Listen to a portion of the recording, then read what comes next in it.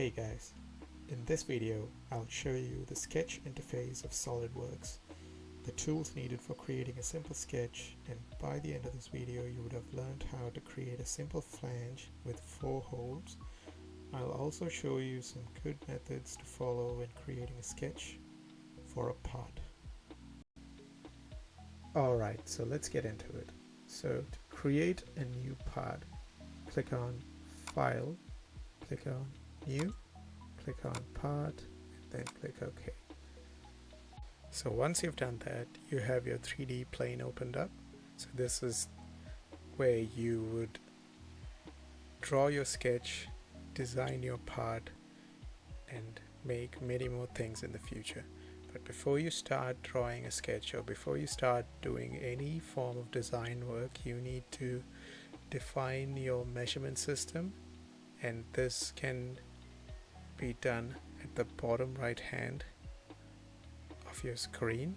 So at the bottom right hand you can see this tab called MMGS. So if you click on that, you have the different measurement systems. So in America, I think you would follow inch, pound and seconds, but where I come from, we follow the SI unit system, and we usually measure things in millimeters, grams and seconds.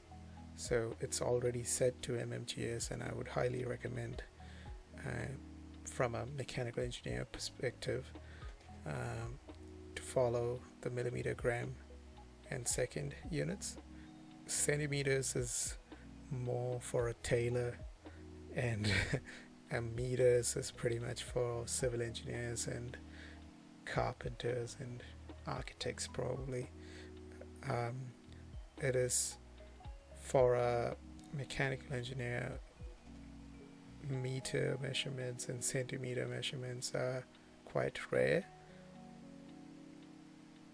So I would click on MMGS, and this sets the measurement system. So this is the flange that I wanted to draw. So this is a square flange, 100 millimeters on each side, and has 4 mounting holes of 10 millimeters diameter, and they are 80 millimeters apart horizontally and 80 millimeters apart vertically, and it has a central hole which is 50 millimeters in diameter, which is centered on the square flange. You can also see that the corners are rounded, and you have the dimension over here. The corners are rounded with a radius of 10 millimeters, and if we look at the side view, you can see that the flange is 10 millimeters thick. If you look at the front view, there's another detail which needs to be captured as well, which is that the edges have rounded edges. So this can be from any deburring operation or any other form of finishing operation where you give it a radius of 0.5. I'll start off by drawing a square shape, and then drawing the central hole, add 4 holes, and then rounding the corners. So let's do that on SolidWorks. So let's start off by creating the top view. So to draw the top view of the flange, click on Sketch and click on the sketch option. So if you click on the drop down menu, you have 2 options over here. One is a 2-dimensional sketch and another one is a 3-dimensional sketch, but for the context of this video we'll click on a 2D sketch. So this brings about the 3 base planes on which you can make a sketch. So you have a front plane, you have a top plane and a right plane. So I want to make a top view, so naturally I would select the top plane. So I've clicked on the top plane, and now I need to create a square shape. So a square shape can be formed by individual lines, can be drawn using the center rectangle, or if you click on the drop down menu, you have several different options to create a square shape. So my favorite way is to use the center rectangle. So a center rectangle is pretty much 2 points which defines the shape of the rectangle. So you have the center of the rectangle is 1 point, which means the place where the two diagonals meet, and the second defining point would be the corner of the rectangle. So if I quickly center this rectangle to the origin, the second point pretty much defines the size and shape of the rectangle. So I want a square shape, so ideally it needs to be equal on both sides. So drag the points out so that it's almost equal to each other, and you can convert this into a proper square by quickly adding dimensions on each side, or adding dimension on one side and making that line equal to this line. So if I click on the first line, I can see that the measurement is 104.28 millimeters, and if I click on the second line, you can see that it's 98.65. So it's almost equal to each other, but not equal to each other. So I'll show you one way to do this. So if I add dimension over here and give it 100 as per the drawing, and give the second line also a dimension as 100, now I have a square. So notice that the lines have been converted from blue to black. When the color of the line changes from blue to black, what this means is that the line or the point is actually constrained, and the reason for the constraint over here is that the center of the rectangle is constrained to the origin. So you can see that the coincident 0 pretty much adds a relation between the origin of the coordinate system and the center of the rectangle. The other form of constraint is the dimension that we added individually on both sides. So this pretty much constrains the whole sketch. Another form of constraining this sketch is by having a dimension and a relation between the sides. So in the previous case, we added 2 dimensions on 2 adjacent sides, which was enough to constrain it.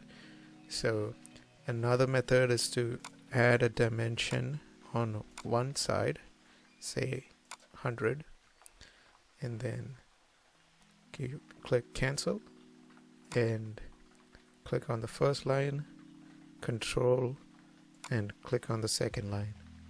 So this opens up a few options. So add relations is a good way to adding relations between 2 or more lines or points, or even planes in some instances. So if I quickly give a relation between these 2 lines as equal, that is enough to constrain the sketch.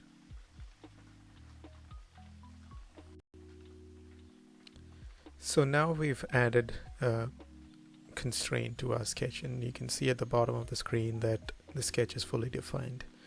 But when we add further details, it's going to be less and less a constraint, and it's our job to actually constrain our sketch completely. So the next step is to add the central hole, which was 50 millimeters in diameter. So if I quickly go and draw a circle, so you click on the circle, there's 2 different types of circles. So in this instance, we know where the center of the circle is. It's centered on the flange. And if you don't know the center of the circle, it's best to draw a perimeter circle when you have 3 points to define the circle. So let's just quickly draw a simple circle. Now, we know the diameter of the circle is 50 millimeters. So I'll quickly press on Smart Dimension and give it 50 millimeters of diameter. So that is our central circle. So the next step is to add the 4 mounting holes on the flange. So we know that 4 mounting holes are actually 80 millimeters apart horizontally and 80 millimeters apart vertically. But we also know the position of the first mounting hole, that is, it's 40 millimeters apart horizontally from the center of the square flange and 40 millimeters apart from the center vertically from the center of the square flange. So let's just quickly draw that up. So let's just add the 4 mounting holes right now. So there are many number of ways of doing this. I'll get to my favorite way of doing it in one moment. So any normal person, what they would do is just add 4 circles, naturally draw 4 circles randomly, and then giving it some dimensions and making it constrained. So as I added the 4 circles, you can see that it's now underdefined. Let's quickly add the horizontal dimension between these 2 circles. It's 80 from the drawing. We know that these 2 circles are also 80 millimeters apart, and these 2 circles are 80 millimeters apart vertically, and these 2 are 80 millimeters apart vertically. Now this looks nothing like the drawing, but we still have added a few of the constraints. So to constrain it even further, we need to add the relation between the first circle and the center of the square flange. So if we go back to the drawing, we can see that the first circle is defined according to, if we look at if we go back to the drawing, we can see that the first circle is constrained or is defined with respect to the center of the square flange. So if we define this, then that would mean that the other 3 circles can be defined up to a certain extent. So you can also see that these 2 circles are horizontally aligned and these 2 circles are vertically aligned, and it's the same with these 2 circles as well. So if we go back to SolidWorks now, and if we add that relation of 40 horizontally between the center of the square flange and the center of the first circle. So let's quickly do that. So click on Smart Dimension, click on the center of the square flange, and click on the center of the first circle. So give it 40. And we also know that it's 40 vertically as well. So click on the center of the circles, click on the center of the square flange. So if you move diagonally, the problem is that it'll give you that diagonal dimension. The dimension that we want is the vertical dimension. So if you go sideways, it would still give you that diagonal dimension, and if you move upwards, it's going to give you that horizontal dimension, and if you go sideways, it's going to give you that vertical dimension. So we need this dimension for defining the first circle. So it's 40 vertically. So the first circle is defined to a certain extent. So the next step is to pretty much add the horizontal and vertical relationship between each of these circles. So we know that the first circle is horizontally aligned with the center of the second circle. So click on the center of the first circle, press down Control on your keyboard, and click on the second circle. Now you need to give it a horizontal relationship because these 2 circles are horizontally aligned. So if you do horizontal relationship, they are horizontally aligned. We know that these 2 circles are vertically aligned as well. So let's quickly do that. So click on the center of the first circle, press down Control on your keyboard, and click on the second circle. Now you can add a vertical relationship over here.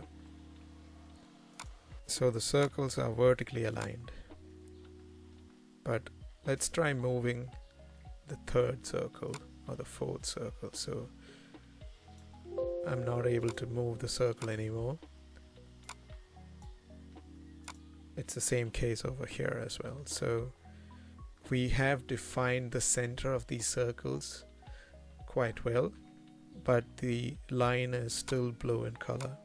So the only parameter that's not defined now is just the diameter of these circles. But we know that these circles are all equal to each other. So if we click on the first circle, press down Control, and if we individually select each of the remaining circles by doing this and giving it an equal relation, so you equalize the diameter of each of these circles. So now you have the circles all equal to the same size. So if we click and drag, you can see that the circle's diameter is increasing on all 4 circles rather than just one. That is based on the equal relationship. So the only remaining relationship that you need to add is the diameter of the mounting hole. So we know that the diameter of the mounting hole is 10 millimeters. So click on Smart Dimension and click on the circle. So you can just drag it out and give it 10 millimeters. So now you can see that the sketch is fully defined and it's completely constrained. So that part of the sketch is now complete. So there's a better way to do this. If you go back to the drawing, you can see that the center of these 4 mounting holes are part of an imaginary square shape of 80 millimeters on each side. And you know that this square shape is actually centered onto the center of the square flange. This is because you have one corner of the square, imaginary square, 40 millimeters apart from the center of the square flange. So if the edge of the imaginary square is 80, then it's centered along the square flange horizontally, and it's the same case vertically as well. So let's quickly draw that imaginary square. So click on center rectangle and click on the center of the square flange and draw another rectangle. You have an option over here which says for construction. So if you click on for construction, you can see that these have all turned into dashed lines. So if you click on escape and select Smart Dimension and give this square an 80 millimeter dimension on each side, that constrains it. So now you know the center point of each of those 4 mounting holes. So if I quickly draw a circle over there,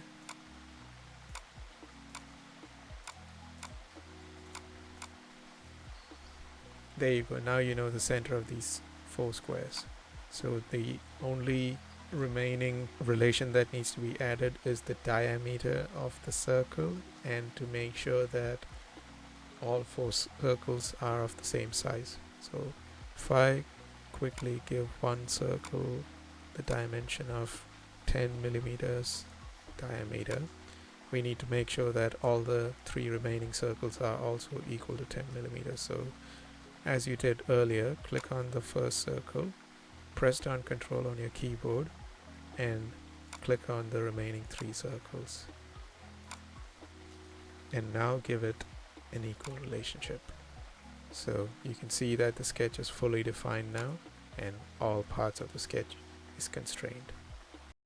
Alright, now you have a fully constrained sketch, but the only remaining feature missing is the rounded corner for the flange.